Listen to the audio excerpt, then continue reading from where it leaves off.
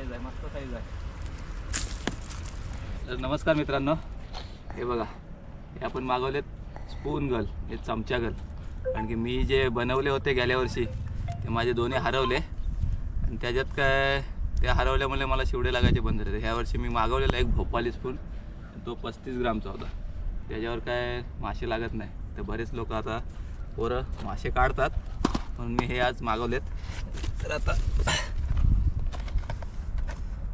कशा टाईपचे आलेले आहेत ते आपण बघूया.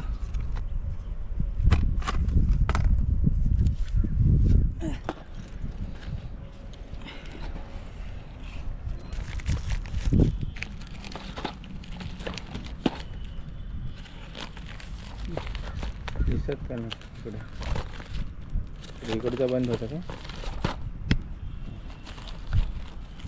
हे आपण 3 दिवसापूर्वी अमरावतीवरून ऑर्डर केलेले. ते कशा टाईपमध्ये आहेत ते मला पण माहीत नाहीत. आता बघूया.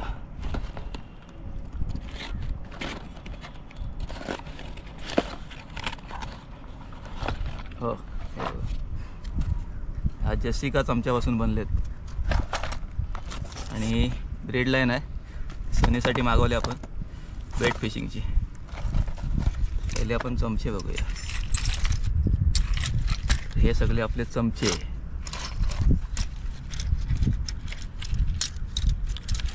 ह्या 2 टाईपचे आहेत.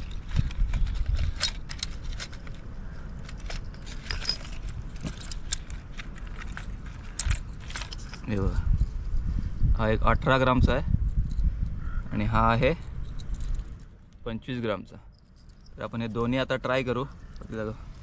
आता दोन्ही ट्राय करू, कुठल्याला लागतोय बघूया. आता आपण आलो सकाळचे 11:30 पावणे 12 झालेत. ह्या टायमाला लागते काय बघूया, नाही तर मग संध्याकाळी येऊन पुन्हा ट्राय करू. त्या टायमाला लागते का. तर चला, तर व्हिडिओ नंतर बघूया काय लागते काय. तर चला आता कास्ट करून बघूया आपल्याला काय लागतंय ते. तर या आधुनिक मासेमारीबद्दल तुम्हाला मी थोडक्यात माहिती देतो. तर जो माझ्या हातामध्ये आहे तो स्पिनिंग रॉड आहे आणि त्याला एक रील असते. तर रीलचं काम काय असतं, त्याला आपण जी लाईन वापरतो ते लाईनचे कॅपॅसिटी, तर लाईनच्या कॅपॅसिटीच्या नुसार तो ड्रॅग सेट केला जातो.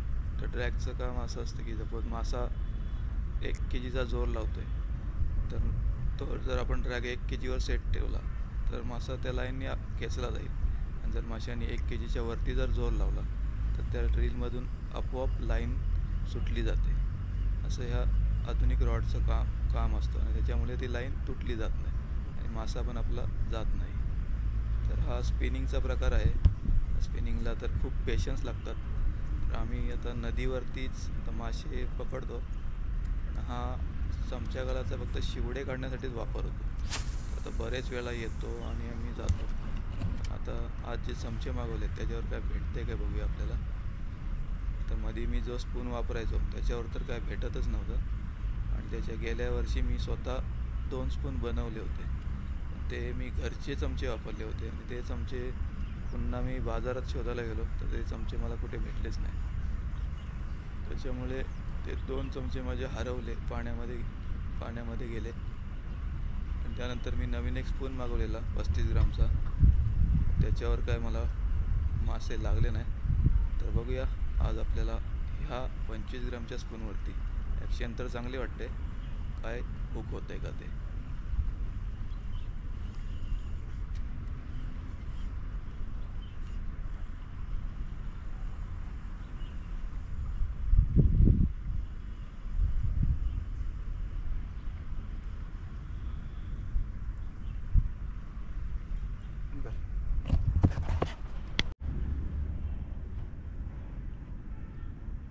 मित्रांनो, सकाळच्या सत्रामध्ये आपल्या म्हणजे आत्ता सकाळी आलो आहे त्याच्यात ह्या 25 ग्रामच्या याच्यावरती एकदा अटॅक झाला होता. म्हणजे ज्यावेळी उचलत होतो त्यावेळी एकदा फक्त उचलल्यावरती शिवड्याने अटॅक केला.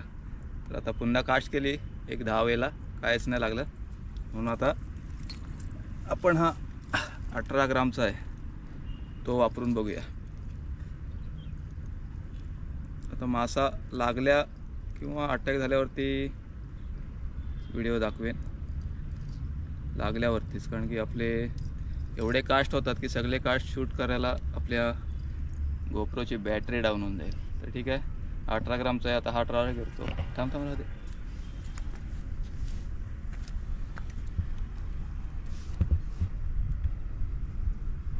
छोटासा स्पून आहे, बघूया याच्यावर काय अटॅक होते का.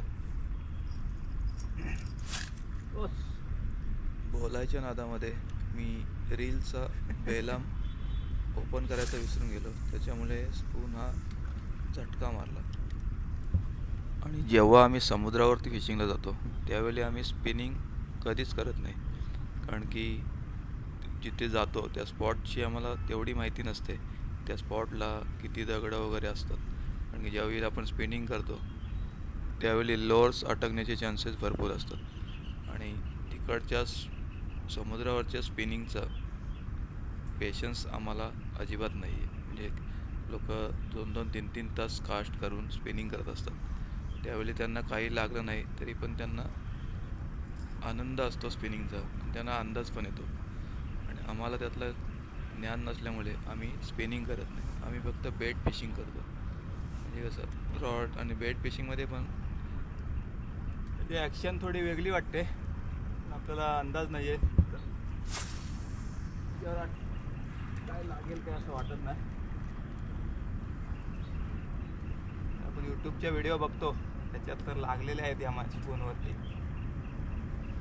तर हा आता 18 ग्रामचा स्पून वापरतोय, तर त्याची ॲक्शन थोडी वेगळी वाटते. बहुतेक पाण्याला प्रवाह असल्यामुळे त्याची ॲक्शन चेंज झाली. जो 25 ग्रामला ॲक्शन होती ती ॲक्शन याला भेटत नाही. तरी पण बघूया आता या कास्टमध्ये काय लागतंय का आपल्याला. तर पुन्हा आपण तोच 25 ग्रामचा स्पून वापरून दुसरीकडे प्रयत्न करू.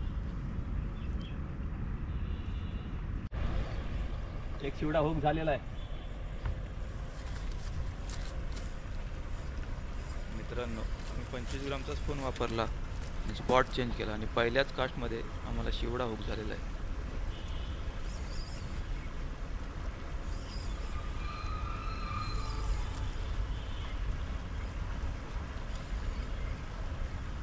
मस्त साईज आहे, मस्त साईज आहे. हा बघा.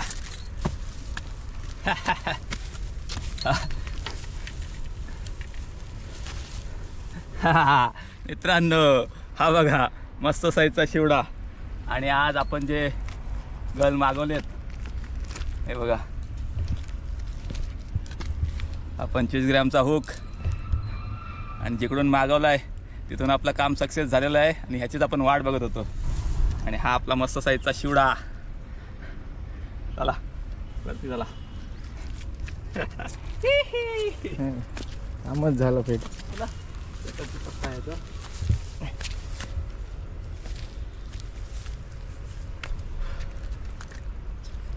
तर हा बघा आपला शिवडा मस्त आहे की.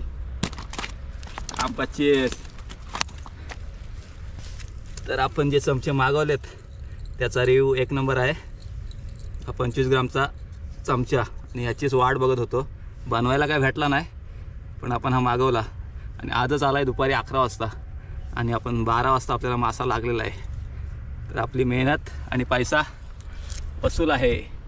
तर चला अजून 2-3 कास्ट करूया, बघूया आपल्याला काय भेटते काय.